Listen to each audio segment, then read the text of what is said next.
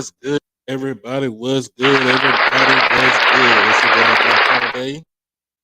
We're back with another afternoon show. As y'all see, y'all know that I'm off of work, so we're back with an afternoon show. Um, Continuing our series in the SWAC schedule breakdown for this month, and then next month I will be starting on the MEAC football breakdown. But let me get to this introduction, man. Thank y'all for coming in. If you haven't done it by now, make sure that you like the stream. Make sure that you comment, share, and most of all, subscribe to the channel. Make sure you become an exclusive member of the channel. Just only $4.99. OverDrive fans, to become an OverDrive fan, just hit $4.99 on the join button on the page, the YouTube page, and you get everything exclusively coming from me. Excuse me, y'all.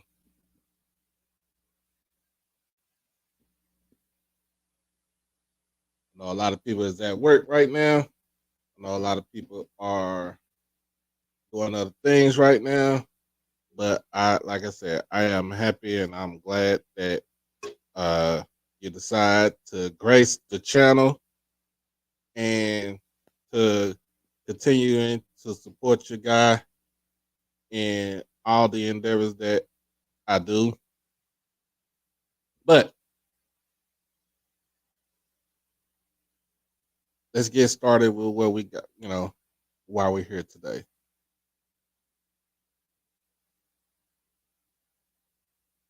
So, like I said, it is Bethune Cookman schedule breakdown. As you can see, I kind of got it close to the colors. So that's one of the little perks that I'm doing for each show, for each school, kind of breaking it down, the colors on there.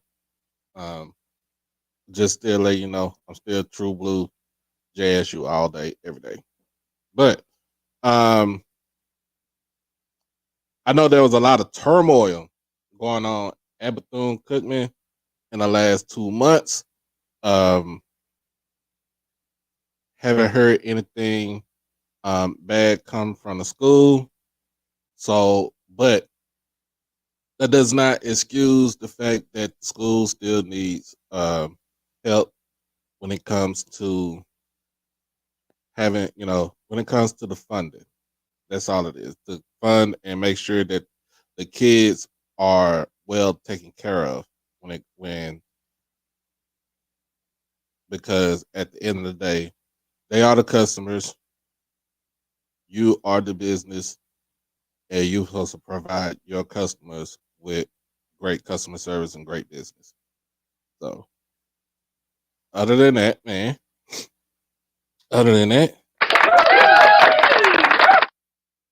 gonna get into the schedule breakdown. But let's go back and revisit things that was going on at Bethune Cookman. We had several members of the football team give their take about what was going on with the program. Also, Ed Reed was hired as the head football coach, but he did not sign the contract yet. So by law, he was just the coach, and he was the coach in name, pretty much. So you had all this stuff going on. Ed Reed goes on a rant on social media. He tries to air out the dirty laundry. Then the students, the student athletes, and mainly the football team, pretty much followed his lead and pretty much put out, they said what was going on at school, all the issues that they were having, all the concerns that they were having, and nobody wasn't doing anything about it. So there was a big outrage about that. Ed Reed, they did not ratify his contract. So Ed Reed is still looking for a place to coach. Uh, I understand his passion about coaching kids at the collegiate level, but um, you have to be able to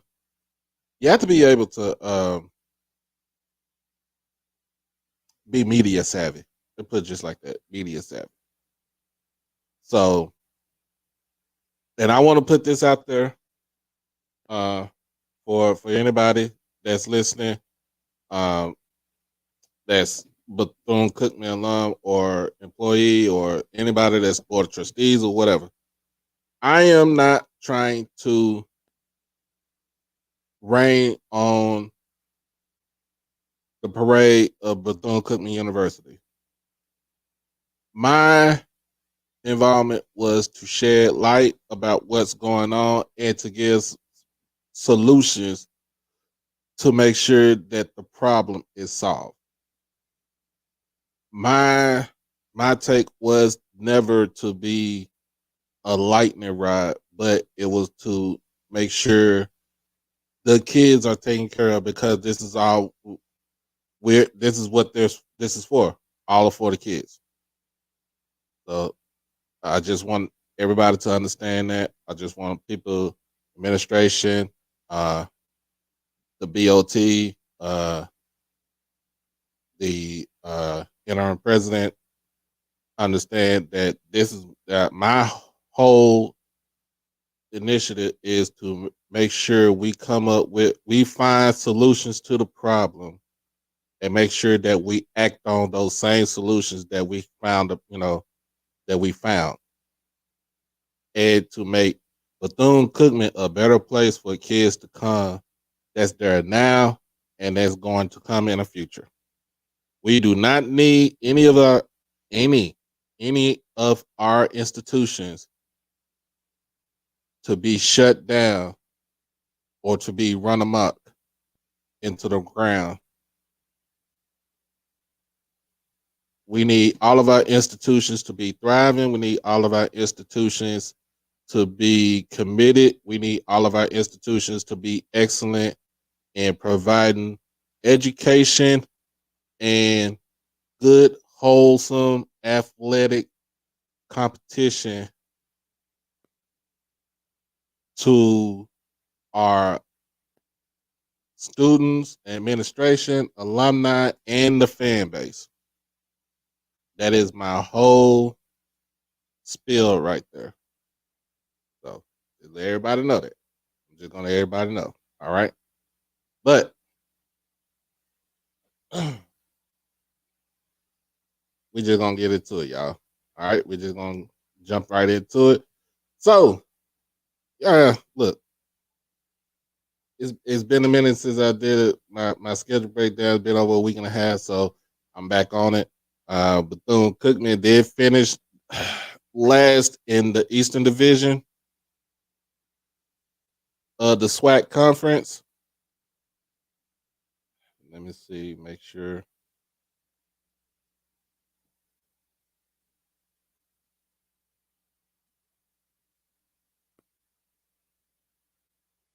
Let me see. Got to make sure that I actually get everything correct because I do not want to put out any misinformation out there, y'all.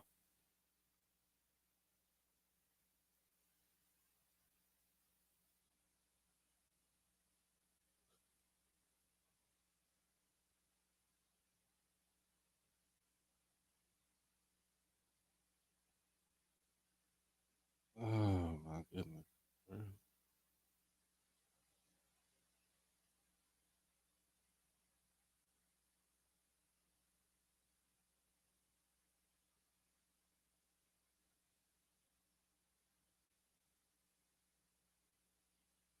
What's going on, Henny God?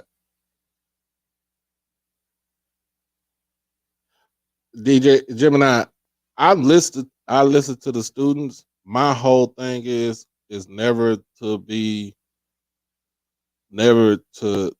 cause any type of animosity or confusion towards the students or the administration. My whole gist is to make sure that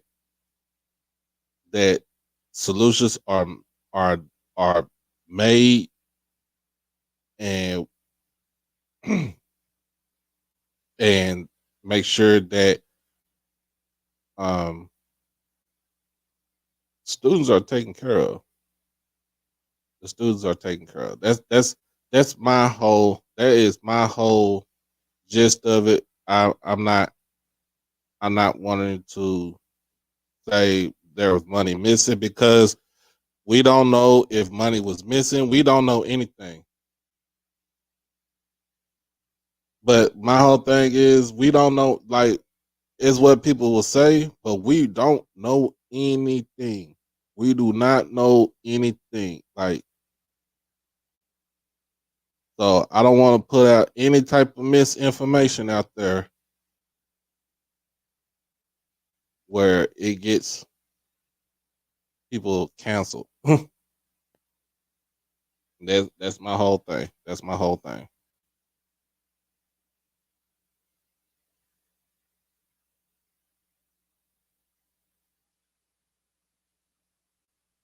All right.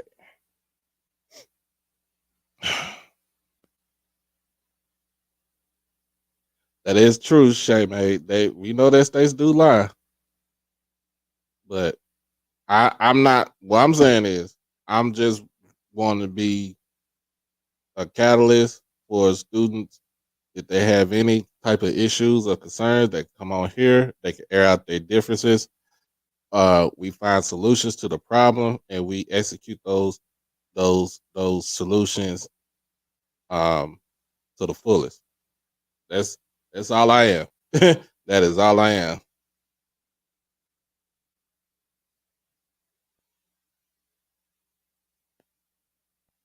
But but in the end, we're gonna talk about football. We're gonna talk about the schedule that's going on right that we have right now, and what what is the end all be all for the football program for this coming school before this coming football season. So now Bethune Cookman ended the season at 2-9, uh, losers of their last four games in conference. Conference record with a 2-6 record. Um, so basically, they were tied with Mississippi Valley. It last or dead last in the SWAC East.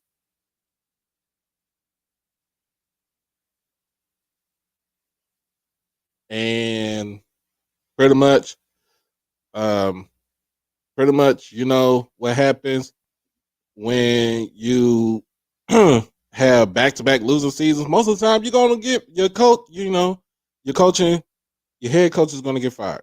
So that's what happens. That's what happened to, uh, in this case for Bethune Cookman. They fired Terry Sims.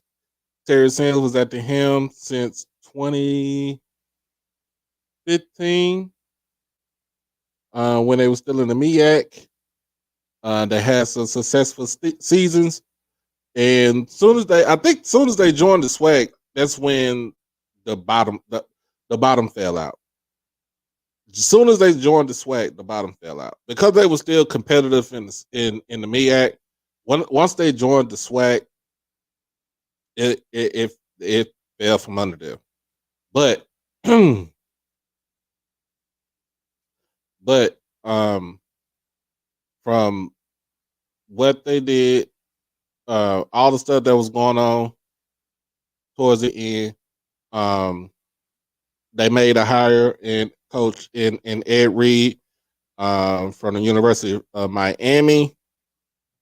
It was going to come in and try to revitalize the program in the image of how Dion did with Jackson State. Um, Ed Reed was going to bring his passion, his knowledge of football, and his will to when and will to teach the kids how to be professionals. He was going to bring that to Bethune Cookman. He also was going to bring resources. That is true, Adrian King. It fell out. They did fall out. The bottom fell out once they made this move to the SWAC. You are correct because of the budget cuts. So that is true. But my whole thing is, can Bethune Cookman have a redemption season this coming year? Can they bring in recruits? Can they bring in kids from the transfer portal? Can they have build a competitive football team that can go out there and be competitive on the field day in and day out?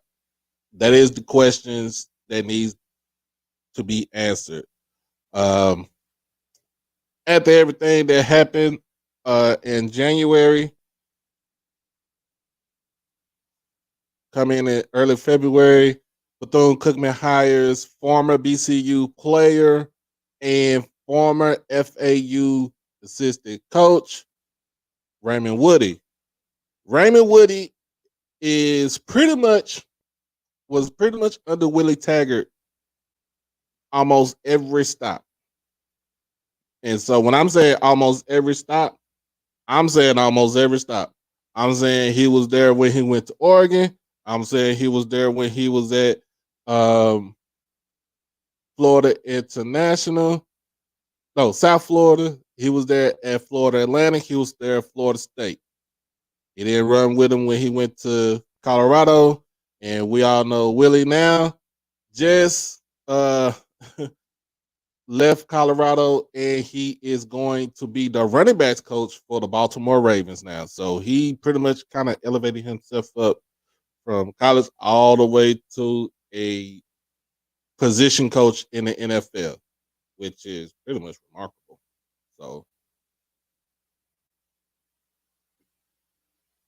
So that is something to even talk about. Learned about that yesterday.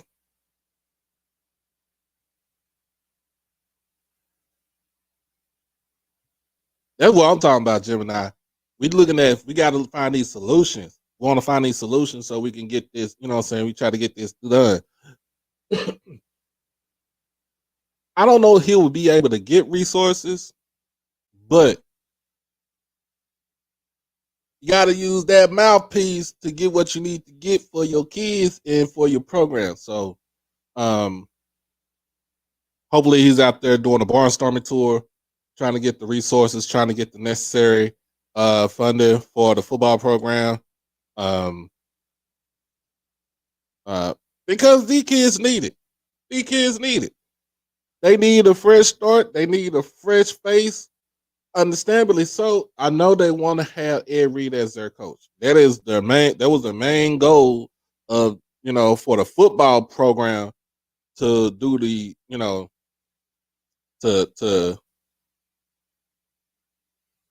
to protest. But you gotta look at it like this. You gotta look at it like this. Where do you go from there? Because the school said they weren't gonna bring them back. Once that plan fell out, once that plan fell, the board of trustees was already back in the drawing board. They was already back trying to figure out who they're going to get as their head coach. They finally got their head coach, and Coach Raymond Woodie. He does have an extensive background. He is, from what I heard, a hell of a recruiter. That would be the best thing for him. And the main thing he needs to do to sell to these kids when he go out there and recruit them is to say, hey, just because we don't have all this right here, we can field a competitive team. We have won championships before. We have won football games before, in spite of lack of resources that we have. Uh, if you come to the school and we win, and we have a winning program, and we win as a family, then the resources will come in. Everything will come back in. Everything will come in. You'll get everything that you need to come in. But he has to go out there. Raymond Woodie has to go out there and get that done like ASAP. And probably so he's probably doing it right now. I can't sit here and say he's not doing anything. He's probably out there right now because he's basically behind the 8 ball when it comes to recruiting. He's behind the 8 ball when it comes to resources. He's behind the 8 ball and mostly everything. Who do I fault for this? I kind of fault the school for this because this should have you fired Terry Sims in November. You don't make you don't say anything. You don't make your hire until after Christmas with Ed Reed. All the stuff went down with Ed Reed late in January, early February, and you don't make this initial hire until like second week of February, if I'm not mistaken. So now this man has to get back on the ball, and he is like, let's just hope that he's doing right by these kids. That's all that I ask for. That's all that matters. Let's hope he's doing right by these kids.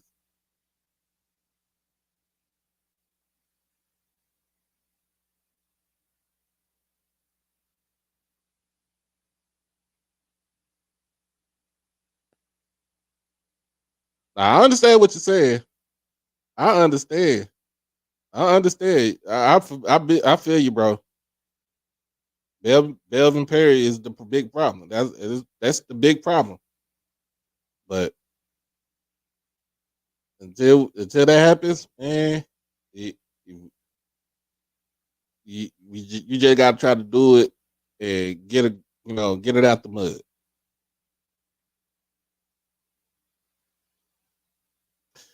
Well, it will be doing when your AD is not busy coaching basketball. So, but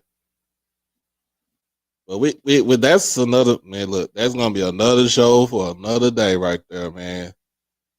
Got HBCU bad talk. You know what I'm saying? What's good, my guy? Bethune Cookman alum right here. Um, so man, we gonna get into it, y'all. All right, man. Look, we gonna get into this. First game on the season. First game of the season is September the 2nd. They are going to the University of Memphis. They are going to the University of Memphis.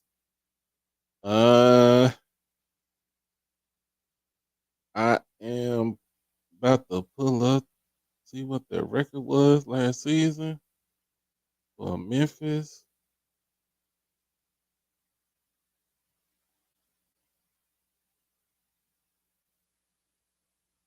But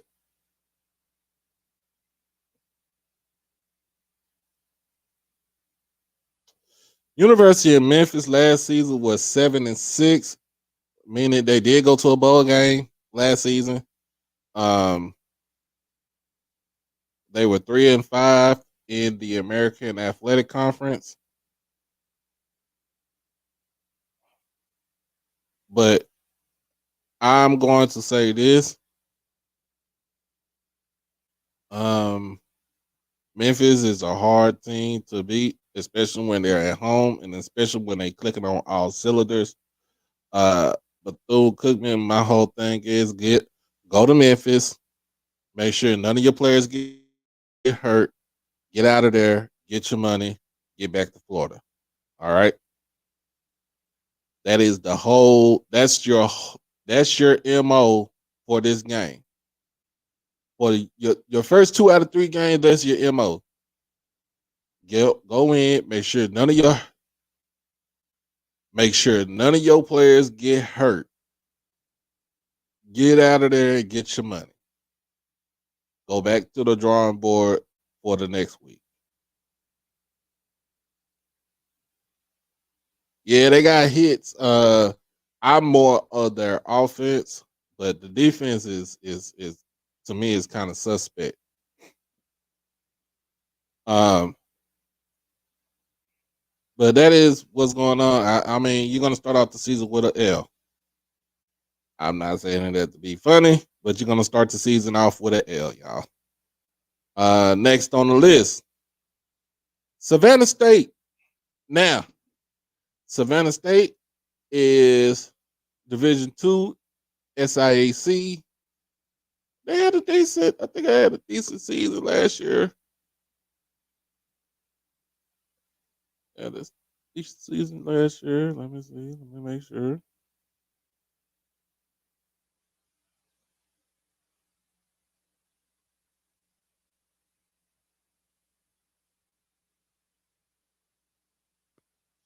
Well, there was 5-5 overall, 3-4 in the conference.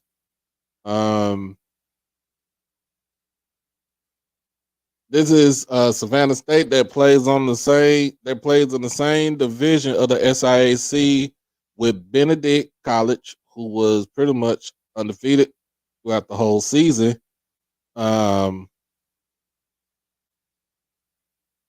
Albany State and Fort Valley. So this team is battle tested. This is a D2 school. People are going to they're going to get killed for scheduling a D2 school, but hey, this helps bring in some form of money to give to Savannah State. But this also can be an actual victory for Bethune Cookman. This actually can be a good victory for Bethune Cookman because Savannah State to me is going to try to compete in the SIAC. Is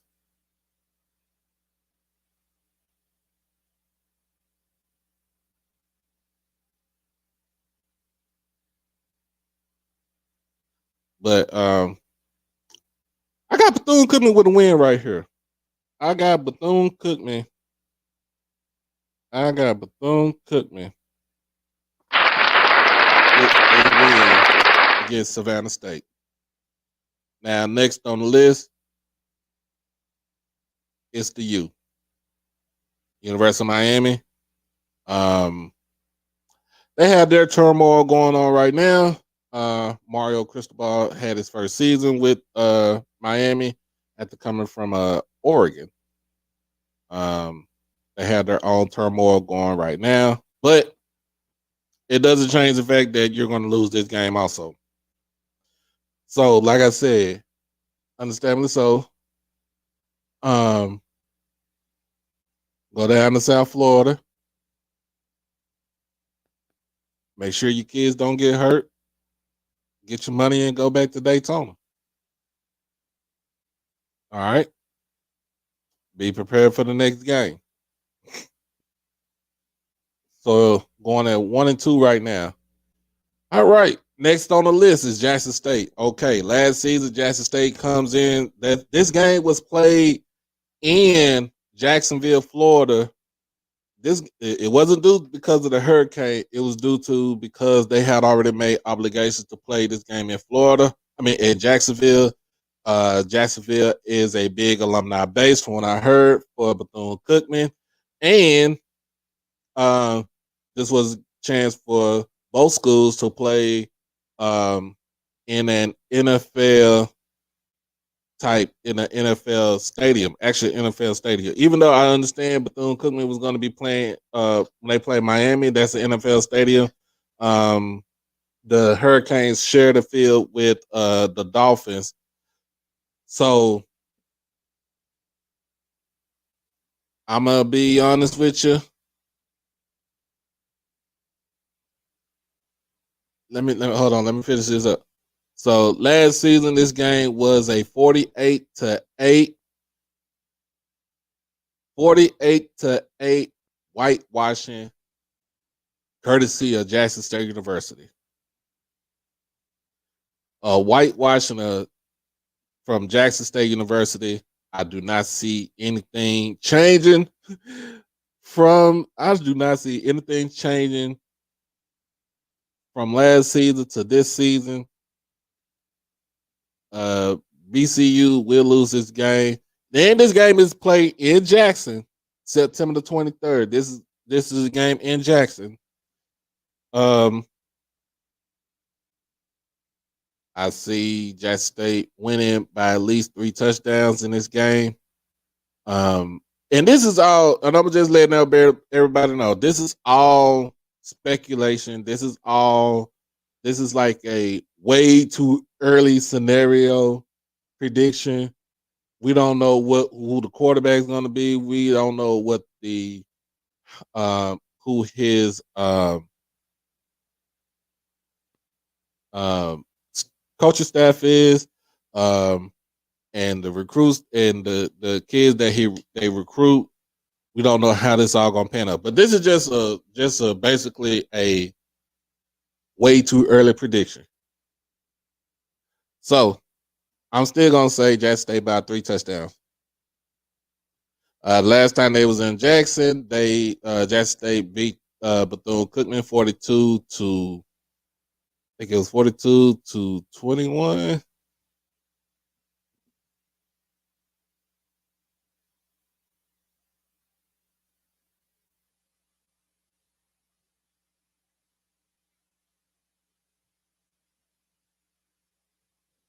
Yeah, 42 to 12.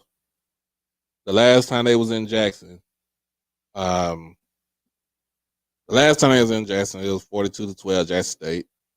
I don't see anything changing with this game right here. Jackson State by 3 touchdowns against Bethune Cookman. You start your season off at 1-3. Now this is where it gets tricky. Okay, next game on the list is Alabama State. You are playing Alabama State in Montgomery, Alabama. This is Saturday, October the 7th, 3 p.m. at Hornet Stadium. Now, I will say this.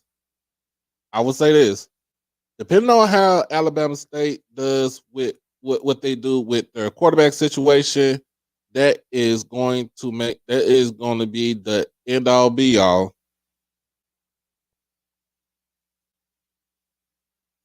That's going to be the end all be all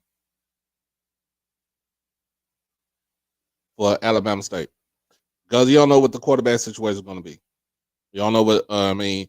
Well, I'm put it just like this: with Demetrius Davis, will he progress? Will he regress? We won't know until we find out when the season starts. Also, when fall camp starts, see who's going to be the actual starter. Now, Alabama State returns a strong defense, led by Adrian Maddox, freshman FCS player, All-American. He should have been SWAC. Yeah, he should have been SWAC's second team by far. And he also should have been SWAC newcomer of the year. Just said just like that. But last season, this game was a 15-point beat down by Alabama State. They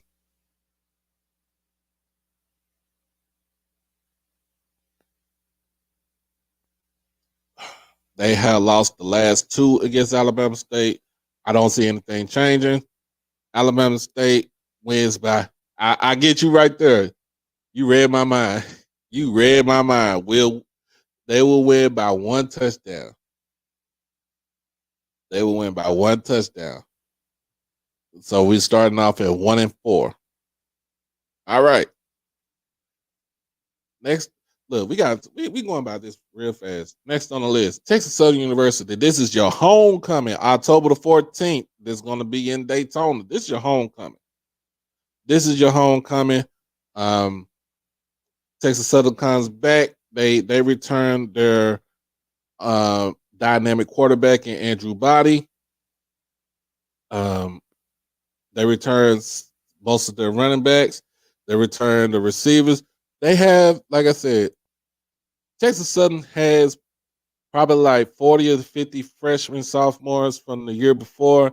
Now these guys are sophomores and juniors. So these guys been playing together ever since they were recruited to the school, since they got to school as freshmen. So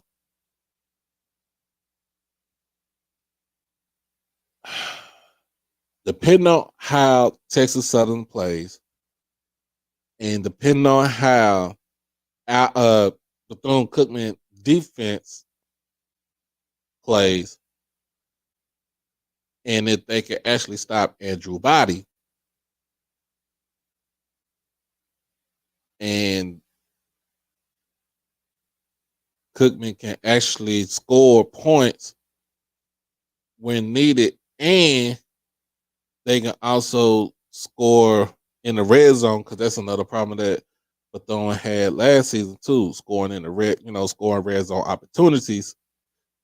Bethune can actually win this game.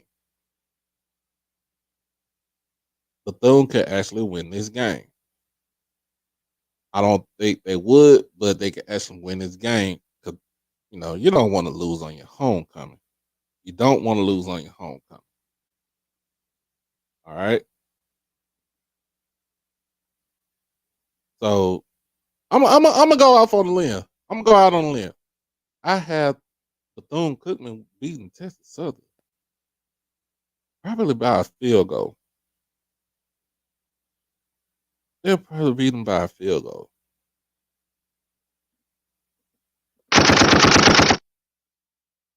That's my surprise right there.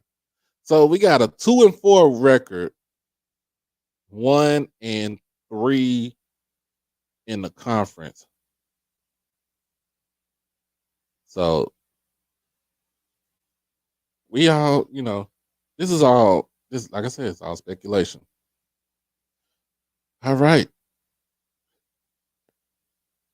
win your homecoming game, but look, your schedule doesn't get easy. Bethune, your schedule does not get easy, because coming in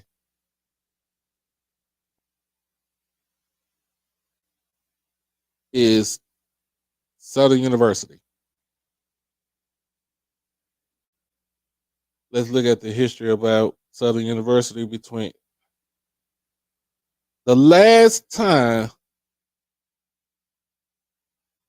Southern had played Bethune Cookman was in 2006. Southern won 30-29.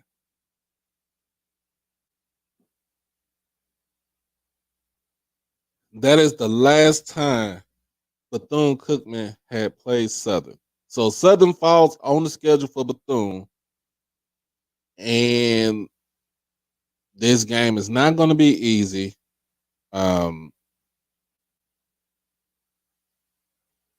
All depends on how stubborn Eric Dooley is with his QB. But Southern comes in and pretty much whitewashes Bethune. And you say this game might be in Jacksonville. It should be in Jacksonville, because Southern's going to bring the crowd with them. It should be in Jacksonville. I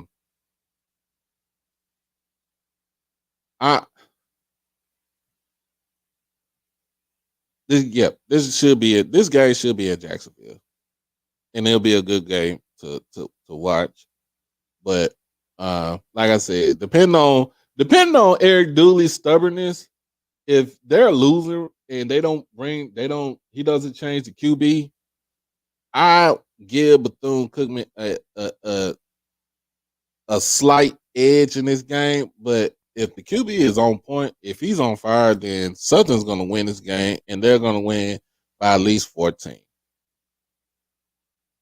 So that is a 2-5 record right now. What we have right now.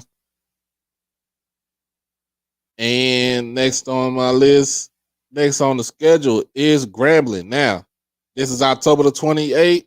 You go down to Grambling, Louisiana.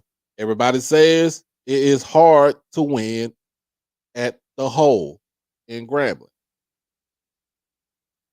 I seen it happen about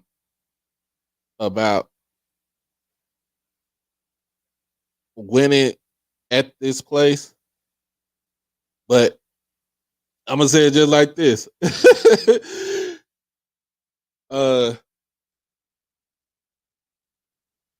Bethune did not care. They did not care.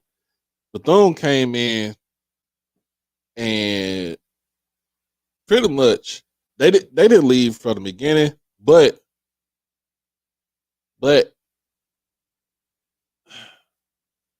second half they turned up the juice. They scored 19 straight points in the second half. The game at halftime was 17-19 in favor of Grambling. All right.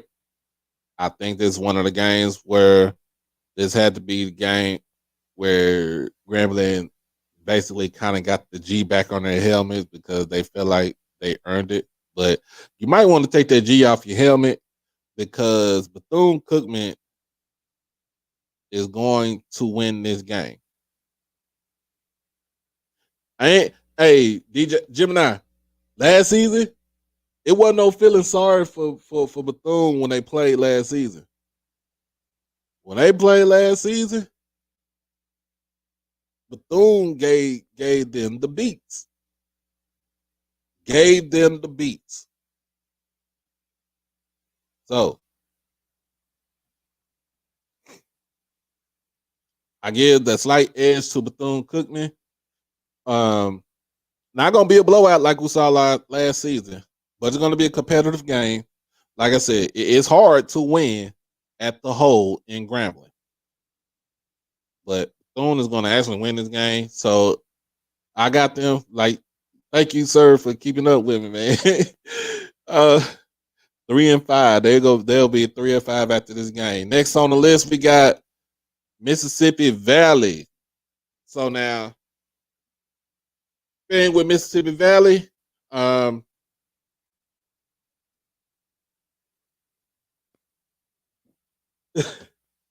this game with Mississippi Valley is going to be a rematch of what happened last season in Valley, but this game is going to be at Daytona Beach. All right. Bethune Cookman goes into Valley, wins at Valley by 10, 45-35. But towards the end of the game, it was a big brawl out there on the field, y'all, between both players and the head coaches at the time. It was a brawl out there on the field. All right. Suspensions were brought into play. Some kids didn't play. Some coaches got reprimanded. It was a big brawl. But Valley comes to Daytona. I will give the slight edge to Bethune Cookman on this one. I don't know about rolling in this time. It all depends on what Coach Wade does, because I will do his schedule. I'll do that schedule Monday. Nope. Next Tuesday. I'll do that schedule next Tuesday. But I'm gonna say it just like this. It ain't gonna be no whitewashing what they tried to do last season, but it's gonna be a close game. I give the slight edge to Bethune Cookman. They'll be at 4-5. Heading into the matchup against Alabama A&M the next week.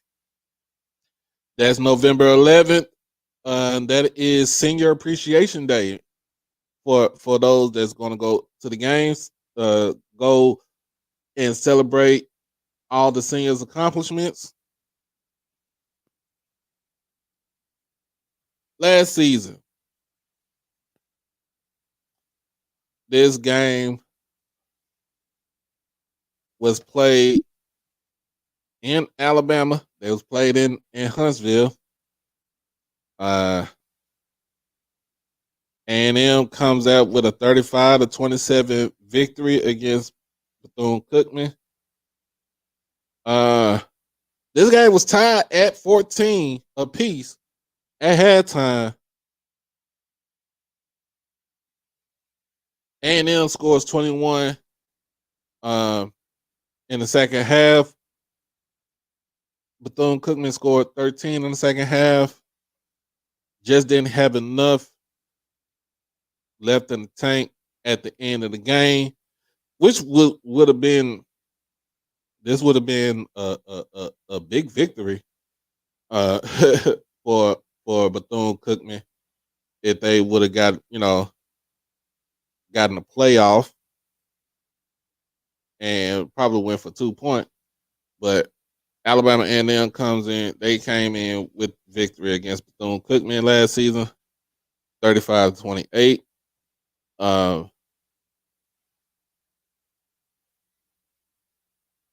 Read this recap. Now the crazy thing is A&M had so many issues with their QBs, but that running game was pretty much was the end all be all for them. Especially when you got a QB that's versatile and Xavier Langford, and then Donovan Eaglin ran for almost 200 yards against that defense. And that is true, Chris. They did have a lot of close games. That was the same issue that they had in 2021. They had a lot of close games. But you were right. They were struggling to to actually finish it out. But what I heard with from Connell Maynard, he did not do too much recruiting in the transfer portal. So I don't know what we can see as far as with this going on.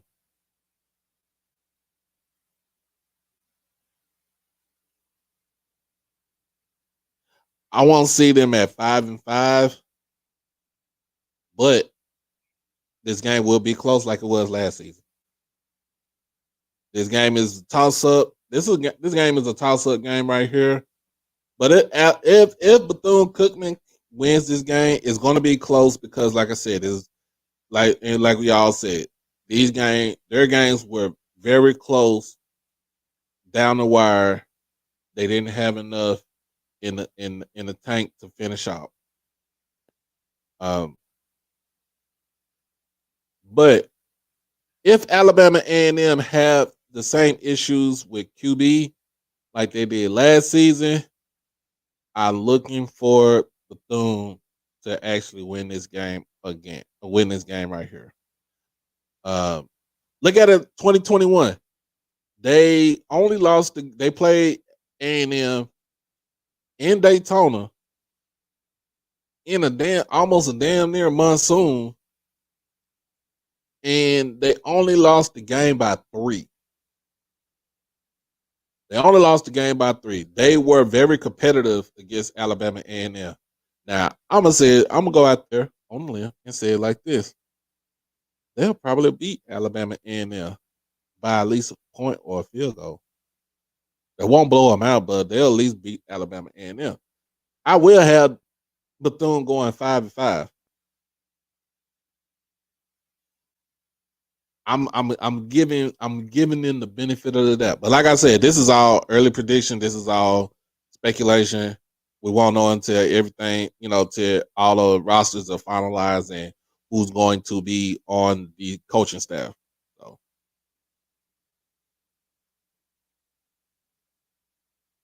I haven't heard too much anything as far as Bethune goes, but I'm gonna keep my ear to the ground, bro. my G. I'm gonna keep my ears to the ground. Last but not least, that Florida Classic. Never been to one.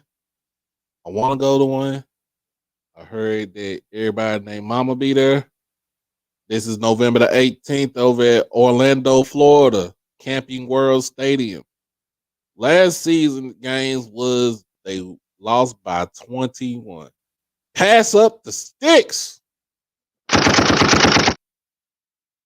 They passed the sticks to FAMU last season.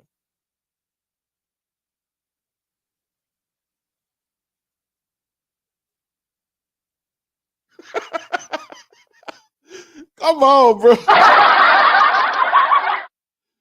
Come on, man. I got to do my job, man. I got to do my job. I understand, but look, they passed the sticks on them. 21. 40. This game was a 41-20 ass whooping by FAMU, and it ain't gonna change. It is not gonna change. FAMU by another 21. Um, but this is after FAMU getting a lick back because remember Bethune owned FAMU at the Florida Classic for 9 straight years. For 9 straight years, Bethune Cookman owned FAMU at the Florida Classic.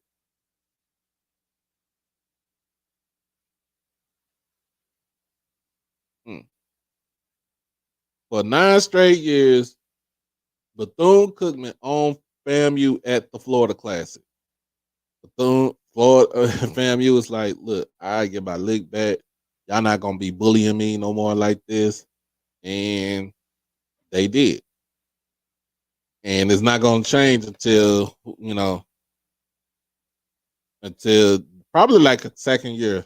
And you see where the second year recruit comes in from Raymond Woodie. So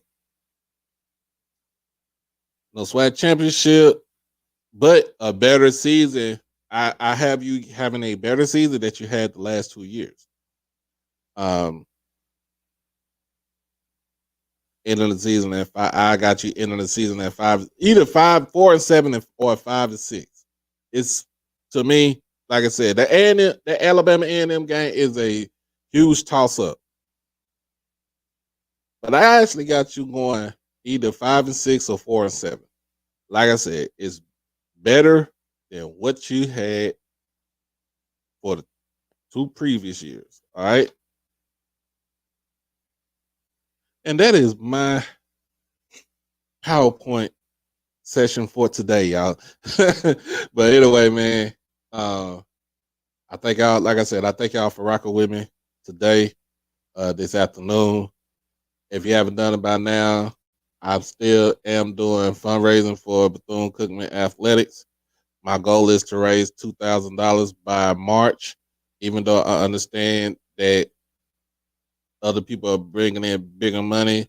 I'm doing this from a grassroots effort because I want to see these kids shine, and I want to see them one day and be like, look, man, my our donation, our contributions help help Bethune Cookman. So, like I said, if you want to, man, look, you can hit the Cash App at the bottom right there. $ holiday 1925. Um, Also, if you want to donate to the program or just donate to the channel, um, I have on certain days where we use Super Chat or and Super Stickers.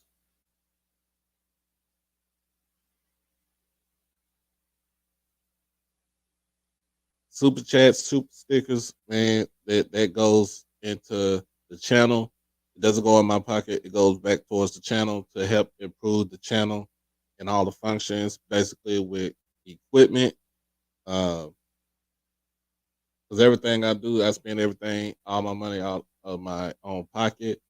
And also, like I said, you want to become an OverDrive fan, $4.99 membership for the channel. Um, Still, you can still be able to subscribe, but if you want to become an exclusive member, an exclusive OverDrive fan member, just $4.99 for the channel, you get everything that I send out, I put out before everybody else will get it. And I will have more I'll have more tiers for this also. So give me about at least a month or so. We want to get up to about 1,600 subscribers. That way we can actually get everything and get this, what I'm saying, really, really going. But like I said, all the money goes towards the channel. It does not go in my pocket. I don't see a dime of it. Only time I see a dime when it hits the business card. That's it. um, make sure Saturday night, you come and check us out again, always with myself and She Loves D. We have our weekend show every Saturday night. Also on Mondays, we have the Monday night review. That is myself and She Loves D also. So we, make sure if you tune in, make sure you subscribe to my channel, but also make sure you subscribe to She Loves D on YouTube. She's been putting out dope content. She's been holding her own in these podcast streets. She's been doing everything all day, every day, uh, making sure that everybody's held accountable for it. And if you think she doesn't come with her proof, and so you think she's not gonna come in with her proof, she gonna come in with them straight hitters, them straight facts, because the simple fact that look, she ain't trying to look stupid out here in these streets. So that's what we got going on right now. So Saturday is Saturday Night Live with me, myself, and She Loves D, and family and friends. You want to catch us on Saturday. You want to talk to Mr. Ford. You want to ask Mr. Ford questions. You want to do all this stuff with Timona. I mean, with She Loves D, with myself. Any other guest that wants to be interviewed, hit me up. Um,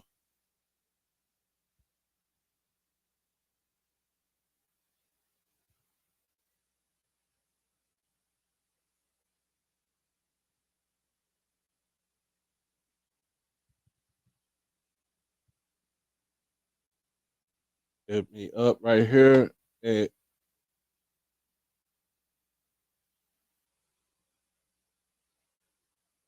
email hbcuoverdrive@gmail.com.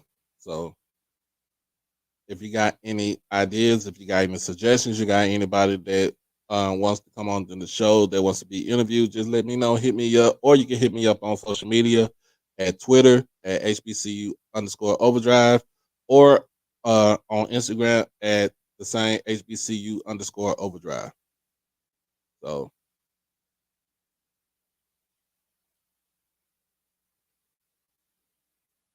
but anyway, man, I thank everybody for rocking with me. Is what I'm saying, our show.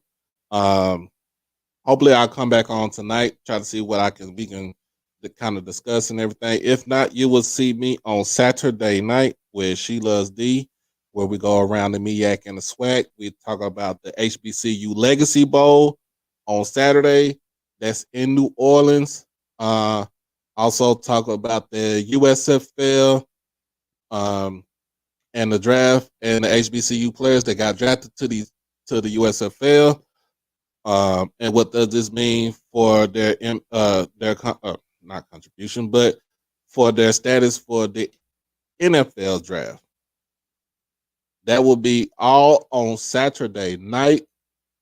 So y'all come in, tune in, Get your wallets ready because most of all the questions going to be through Super Chat. We'll answer all the questions. Um, have Mr. Ford on there. And you know what I'm saying? We going to be rocking. But as always, this has been another HBCU Overdrive live stream, another swag schedule breakdown. If you haven't done it by now, make sure that you like this stream. Make sure that you comment on the channel. Make sure that you share this channel and this stream with your people. Most of all, subscribe to the channel. Become an exclusive member, exclusive Overdrive fan on the channel. All you have to do is just hit join, do monthly membership for only $4.99. We got stuff coming down the pipeline. Uh, New intro music, new I don't know about new logo, but new intro music pretty much for the channel and some other things going on. But as always, y'all, in the meantime, between time, look, y'all be blessed, y'all stay safe and always, y'all stay dangerous. It's your boy Doc. Peace.